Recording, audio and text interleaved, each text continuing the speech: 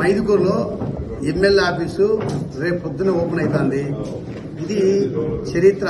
ఎందుకంటే ఇండియాలో ఎక్కడే గానీ నియోజకవర్గంలో ఎమ్మెల్యే ఆఫీసు ఎక్కలేదు.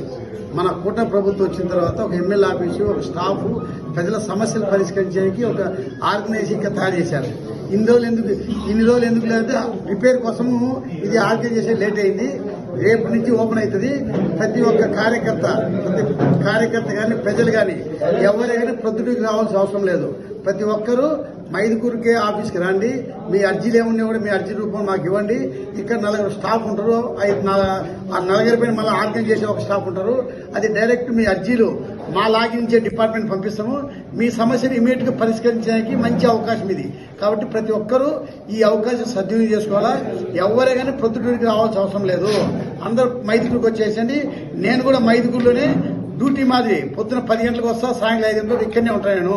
కాబట్టి అందరూ ఇది వచ్చి ప్రజల పరిష్కరించడానికి మంచి అవకాశం. కాబట్టి ప్రజలందరూ దీన్ని ఉపయోగించుకోవాల్సిందిగా మీ అర్జీ రూపం ఉంటే ప్రతి ఒక్కరు ఇక్కడ వచ్చి అథెంటికేటెడ్ అవుతుంది. మీ అర్జీ ఇచ్చిందాక దానికి అథెంటికేటెడ్ గా డిపార్ట్మెంట్కి పోతుంది.